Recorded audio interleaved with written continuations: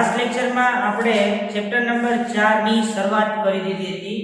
સદિશની જરૂર ક્યારે પડે? પહેલો પ્રશ્ન એ આપણે જોઈ ગયા. બીજો પ્રશ્ન આપણે એવો જોયો એક પરિમાણ, દ્વિપરિમાણ અને ત્રિપરિમાણમાં ગતિ કરતું ઉદાહરણ આપણે જોયું. સદિશ અને અદિશ વચ્ચેનો તફાવત પણ જોઈ ગયા. સ્થાન સદિશ અને સ્થાનાંતર સદિશ વિશેની માહિતી પણ આપણે લાસ્ટ લેક્ચરમાં પૂરી કરી દીધી છે.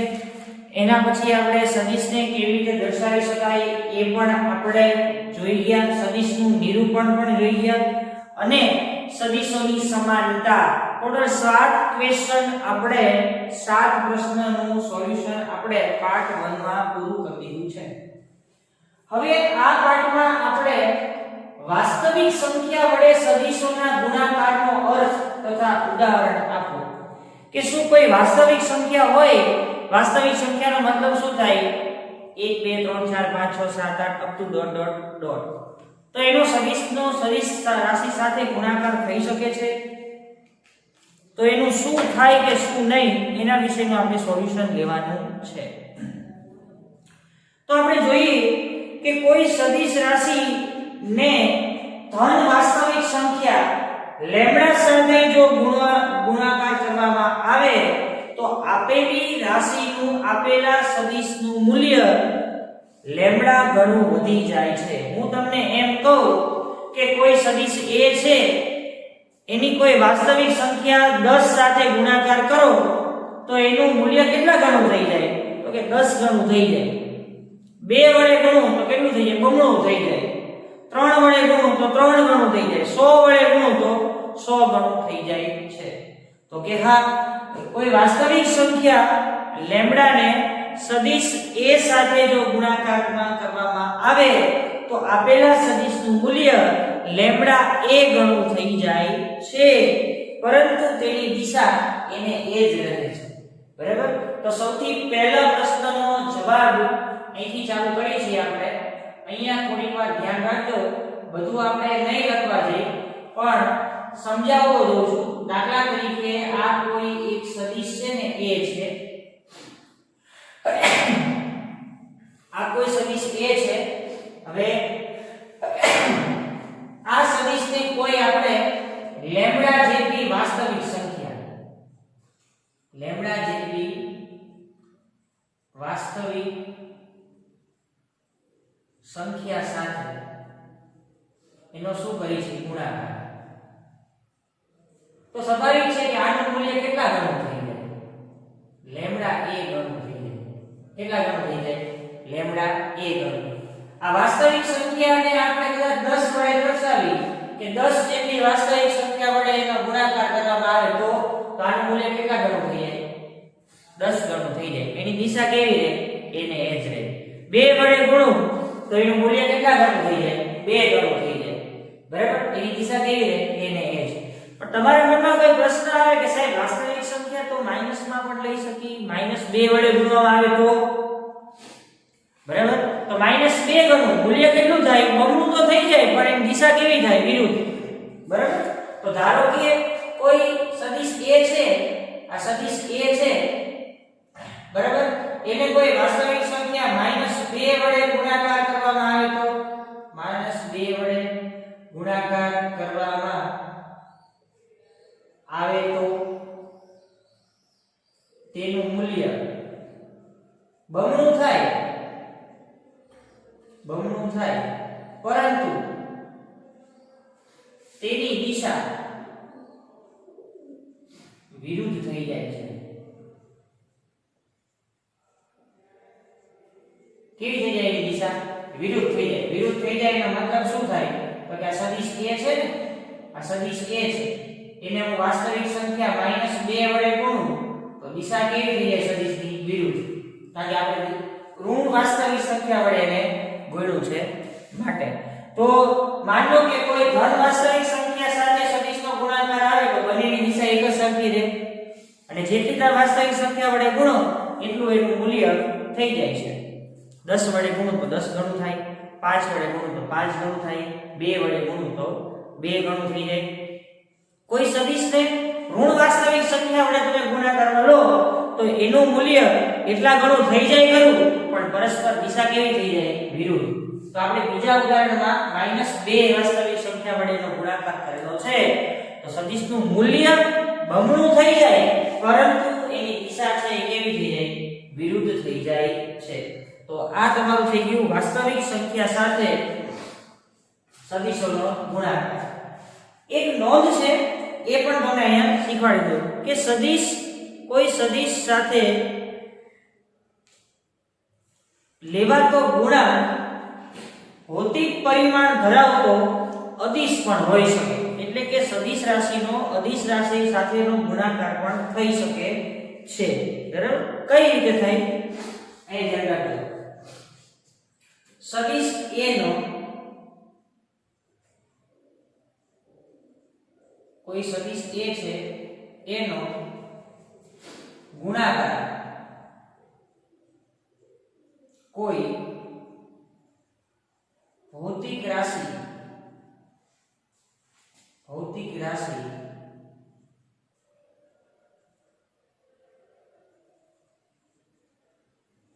ધરાવતો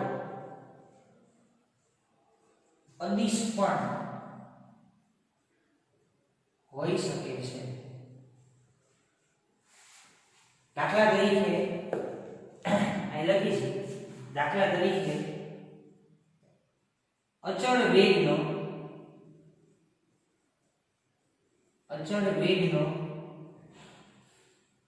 સમય સાથે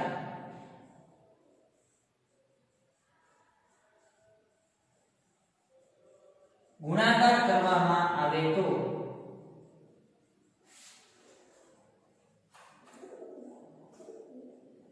સ્થાનાંતર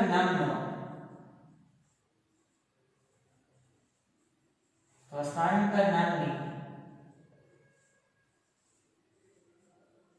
સદિશ રાશિ મળે છે. કઈ રીતે? તમને બધાને ખબર જ છે ને, વેગ બરાબર શું થાય? સ્થાનાંતર છેદમાં સમયગાળો. સ્થાનાંતરને આપણે સૂત્રનો કર્તા બનાવીએ તો અહીંયા શું લખી શકું? વેગ ગુણ્યા સમય. આ સ્થાનાંતર કઈ રાશિ છે? ઓકે, સદિશ રાશિ છે. વેગ કઈ રાશિ છે? ઓકે, સદિશ રાશિ છે. સમય કઈ રાશિ છે? ઓકે, અદિશ રાશિ છે. તો કોઈ અદિશ રાશિનો સદિશ રાશિ સાથે ગુણાકાર પણ થઈ શકે છે. થઈ ગયું? તો આ તમારો થઈ ગયો વાસ્તવિક સંખ્યા વડે સદિશોના ગુણાકારનો અર્થ.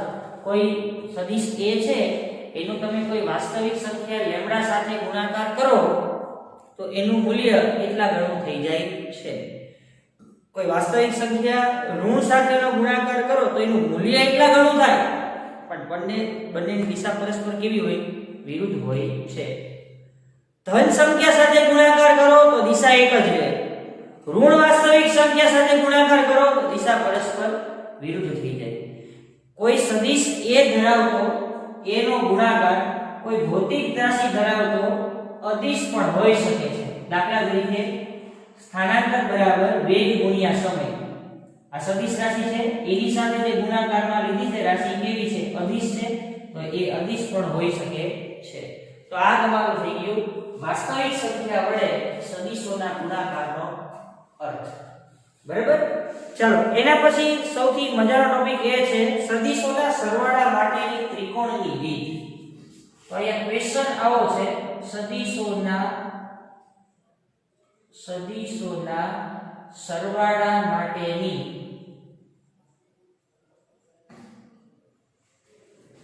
ત્રિકોણની રીત.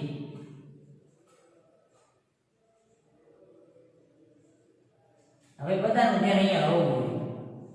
આપણે આના પહેલા લેક્ચરમાં એવું જોઈ ગયા કે જ્યાંથી સદિશને આપણે શરૂઆત કરીને એને એનું શું બોલાય? ઉચ્ચ.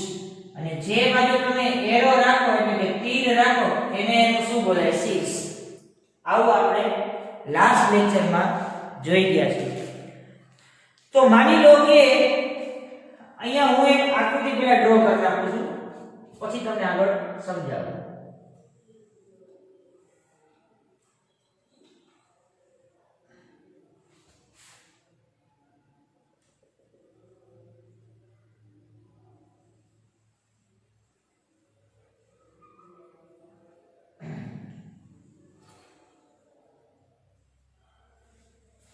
એ ધ્યાન રાખજો.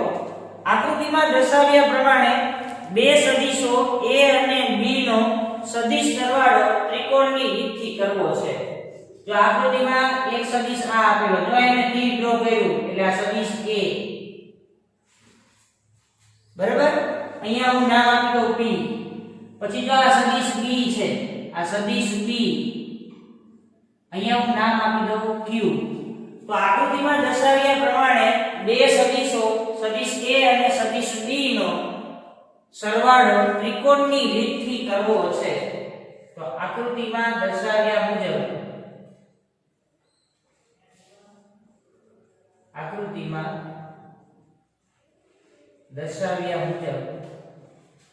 બે સદિશો સદિશ a અને સદિશ b નો સરવાળો ત્રિકોણની રીતથી કરવો છે. આ સદિશ a અને આ સદિશ b, આ બંનેનો સરવાળો આપણે ત્રિકોણની રીતથી કરવાનો છે. તમે જોઈ શકો છો આ સદિશ a ને આપણે એવી રીતે દર્શાવ્યો કે તેનું પૂછ ઉગમ બિંદુ o પર રહે. સદિશ આકૃતિમાં દર્શાવ્યા મુજબ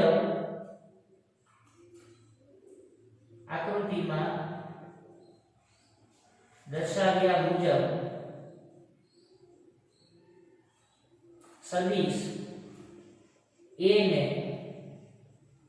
એવી રીતે દર્શાવવામાં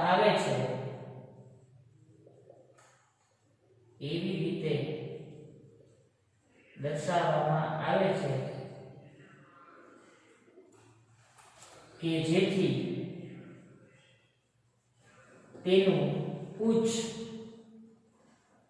o પર રહે, ઉગમ બિંદુ o પર રહે. ચલો સદિશ a, આ એનું ઉચ્ચ, આ એનું શું થયું? શીર્ષ. હવે તમે જોવો તો સદિશ b ને એવી રીતે દર્શાવ્યો છે કે તેનું ઉચ્ચ સદિશ a ના શીર્ષ પર રહે. અહીંથી સદિશ b ની શરૂઆત થઈ, તો આ સદિશ b નું શું કહેવાય? ઉચ્ચ, અને a નું શું કહેવાય? શીર્ષ. a ને કેવી રીતે દર્શાવ્યો? a નું ઉચ્ચ ક્યાં લીધું? o બિંદુ પર.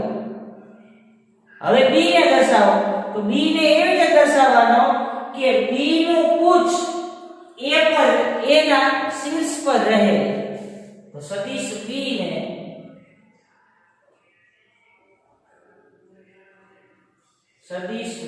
ને એવી રીતે દર્શાવો કે તેનું ઉચ્ચ સદિશ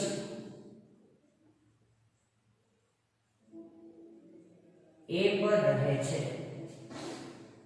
સદિશ a ના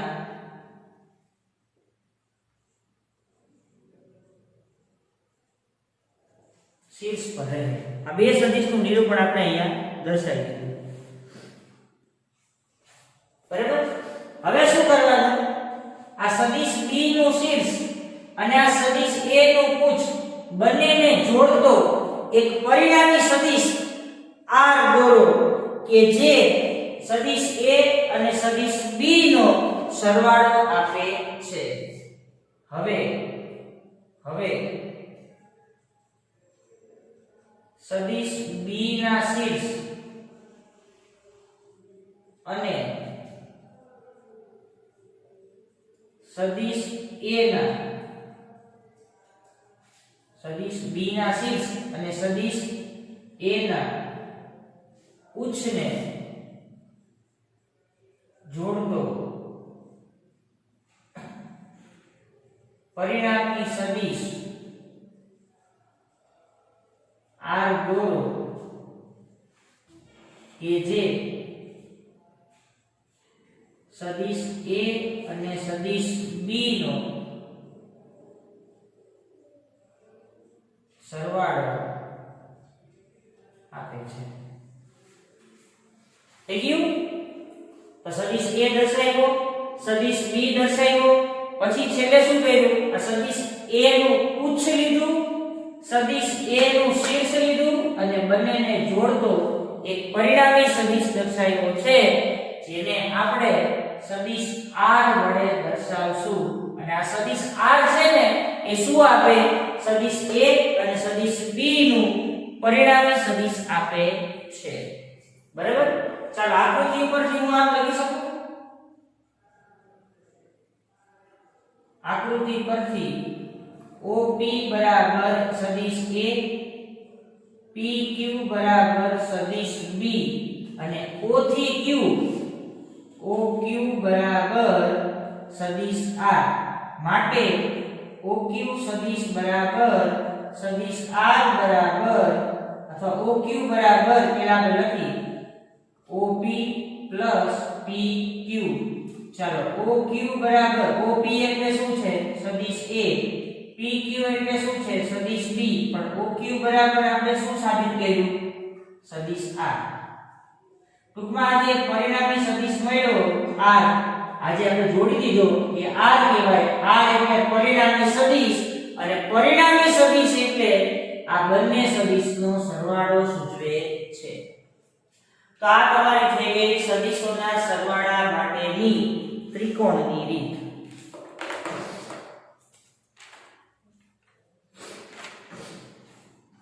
થઈ ગયું? લો બરાબર.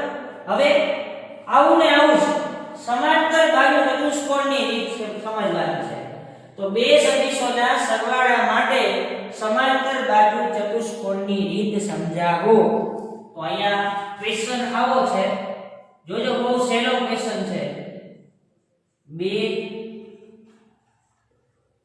સદિશોના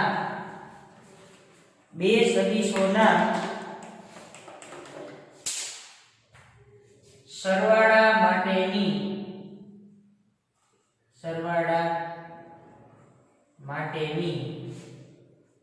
સમાંતર બાજુ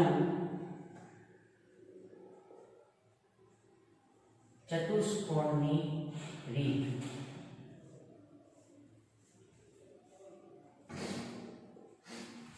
હવે પહેલા તો આપણે આની આકૃતિ ડ્રો કરી સરસ મજાની, એટલે આપણને આકૃતિ ઉપરથી લખાણ લખવાની ખબર પડે. બરાબર? તો પહેલા આપણે આકૃતિ ડ્રો કરી નાખીએ. આકૃતિ શું કહેવા માંગે છે અહીંયા ધ્યાન રાખજો.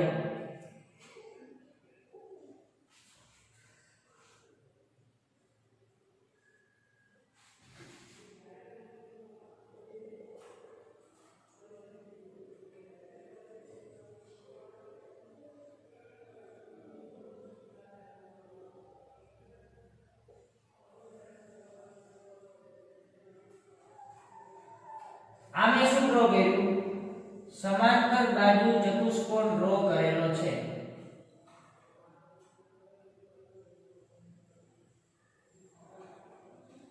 બરાબર? આ સમાંતર બાજુ ચતુષ્કોણ આપણે ડ્રો કરી દીધો. નામ આપણે આપી દે PQS O P, અહીંયા Q અને અહીંયા S. હમણાંની જેમ જ આપણે આગળ વધતા જઈએ. OP બરાબર આપણે લઈ સદિશ A. આ OP સદિશ A. આ O થી Q એને આપણે શું નામ આપ્યું? સદિશ B. સ્વાભાવિક છે સમાંતરની સામસામેની બાજુઓ કેવી હોય? સરખી. તો આ સદિશ A છે તો આ ઉપરની બાજુ છે એ પણ શું થાય? સદિશ A થાય. આ B છે તો આ બાજુ પણ કેટલું થાય? સદિશ B થાય. અને આ એનો શું બોલાય? વિકર્ણ.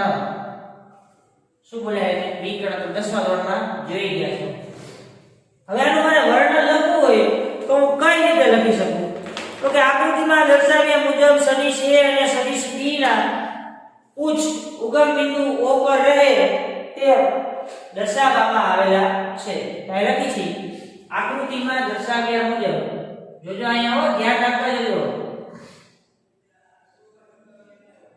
આકૃતિમાં દર્શાવ્યા પ્રમાણે સદિશ A અને સદિશ B ના ઉચ્ચ A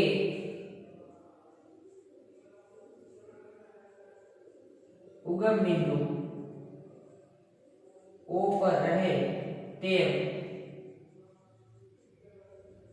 દર્શાવવામાં આવ્યા છે. ચાલો આ સદિશ A આ A નું પૂછ, આ સદિશ B આ A નું પૂછ. બંનેને ક્યાં દેખાડ્યા છે? ઉગમ બિંદુ O પર. થઈ ગયું? સદિશ A અને સદિશ B ની પાસપાસીની બાજુઓ બને સદિશ A અને B સદિશ B બંને એકબીજાની પાસપાસીની બાજુઓ બને તેઓ સમાંતર બાજુ ચતુષ્કોણ OPSQ વિચારો. ચાલો આ સદિશ A એની પાસેની બાજુ સદિશ B, આ સદિશ B એની પાસેની બાજુ સદિશ A. તો સદિશ A અને સદિશ B જેની પાસપાસેની બાજુઓ બને તેઓ સદિશ A અને સદિશ B જેની પાસપાસેની બાજુઓ બને તેઓ સમાંતર બાજુ ચતુષ્કોણ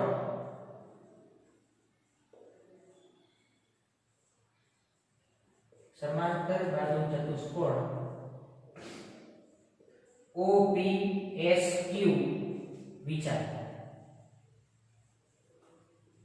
ચાલો OPS અને Q આપણે વિચારી લીધું. બરાબર? O માંથી પસાર થતો વિકર્ણ OS વિચારો. આ O માંથી પસાર થતો વિકર્ણ શું કહેવાય? OS. તો આકૃતિમાં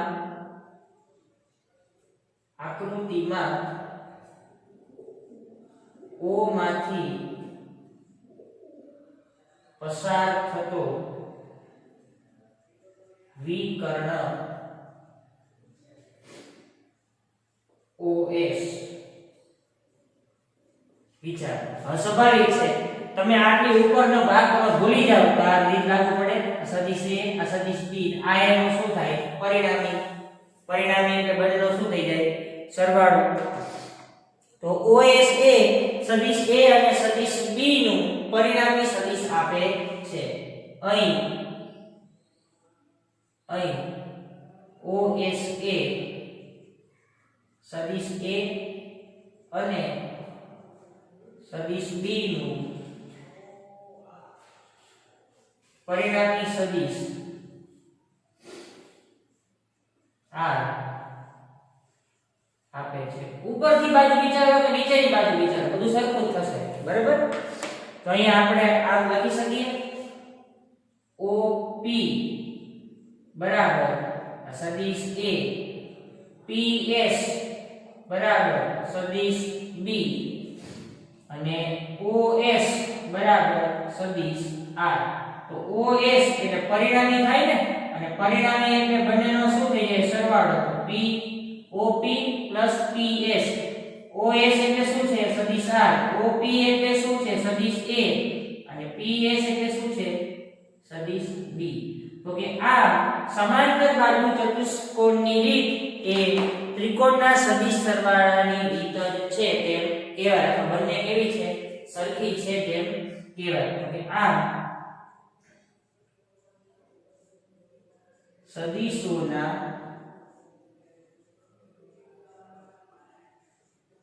સમાંતર બાજુ ચતુષ્કોણની રીત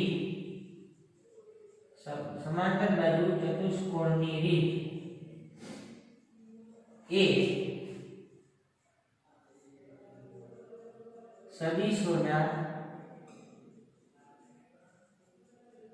સરવાળા માટેની ત્રિકોણની જ રીત છે તેમ